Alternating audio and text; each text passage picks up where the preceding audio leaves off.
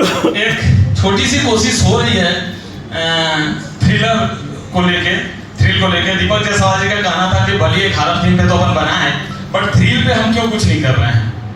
उन्होंने एक आइडिया दिया, हौसला दिया और कलम चलना शुरू हुआ। और एक हमने देखा कि थ्रिल में ज्यादातर बेसिकली लोग मर्डर मिस्ट्री तो होता ही है, बट यंग जनरेशन या युवा अवस्था से आगे जो वृद्ध होते हैं या जो भी इनसे उलझा हुआ चीजें रहती है, अभी तक थ्रिल में कोई बच्चों को लेके चीजें नहीं आई।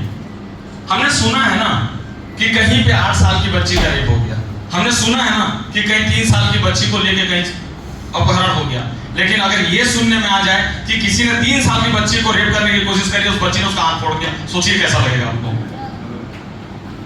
वही फिल्म हम आपके लिए लेके आ रहे हैं कि स्क्रीन में दिखे तो ताली उस बच्ची के लिए बजे, उस पीढ़ी के लिए बजे जो अपनी संस्कार को नहीं भूलेगी और अपनी रक्षा के लिए कुछ तो करेगी। आजकल हालांकि स्कूलों में ये पढ़ाना शुरू कर दिए हैं गुड टच बैड टच, और ये जरूरी है ताकि कम से कम ये चीजें भी हमारे बच्चों तक पहुंचे कि ये चीजें होती हैं, ये चीजें नहीं होती है, चीजें खराब होती है, चीजें अच्छी होती हैं। और अगर उनके ऊपर कुछ होता है तो पहले चीखना है या क्या करना है या कहाँ आवाज देना है, इसका भी नॉलेज उनको हो। कुछ एक थ्रिल हम लेके आ रहे हैं जो हर 15 मिनट में आपको सीटी ताली बजाने के लिए मजबूर कर देगा फिल्म। इतना मेरी एक कोशिश रहेगी, बाकी तो फिर आप लोगों का आशीर्वाद ही निर्णय करेगा इस चीज का।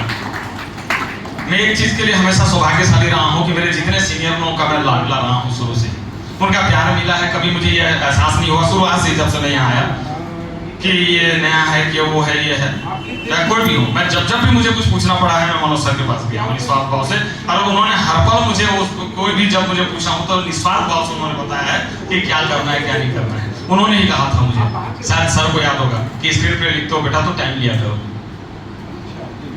हड़बड़ी सही नहीं है, मुझे याद है सर, जो आप बताते हैं वो चीजें मैं माइंड में रखता हूँ।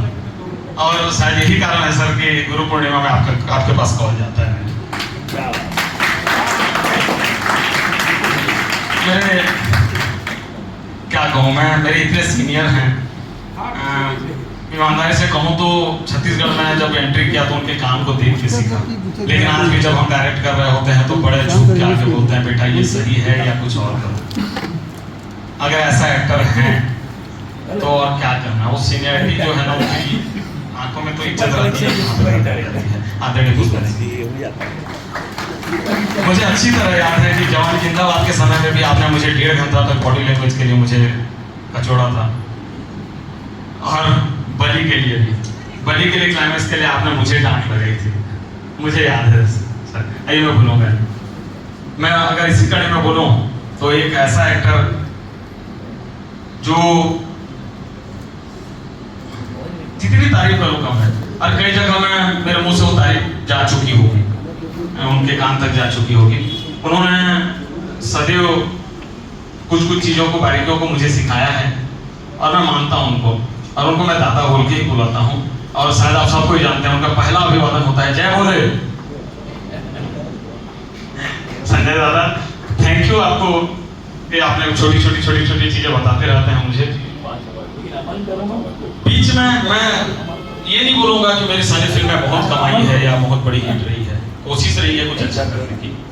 बीच में मैं जब मुझे बोलने में कोई हर्ज नहीं है, बीच में जवानी जिंदाबाद अच्छी नहीं चली थी और मैं मानसिक और आर्थिक दोनों तरीके से हार चुका था,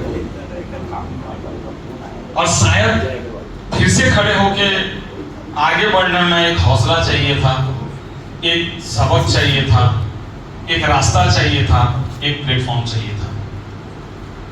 हर कोई ये किसी दूसरे के लिए नहीं करता है। ज्ञान तो हर कोई देता है, समझाता हर कोई है, समझता कौन है। और उस जगह पे अगर आगे हाथ बढ़ा के कहा किसी ने कि भाई मैं हूं, आजा, और मोहित भैया उन्होंने मुझे जो आर्थिक सपोर्ट दिया, जो काम दिया, और ऐसा भी नहीं कि वो काम देने के बाद उन्होंने उस बात को एहसान जताया। उन्होंने मुझे लिखने के लिए अभी छन्नों के डायलॉग लिख रहा हूं, चंदा मामा 2 का 1 अनार 5 बीमार, अभी 6 कहानियां ऐसी हैं जिनके डायलॉग से लिख रहा हूं। और कहीं ना कहीं वो हौसला और जो साथ उन्होंने दिया, सदैव रेडी रहूंगा भैया, क्योंकि उस समय मैं जिस स्थिति से लड़ रहा था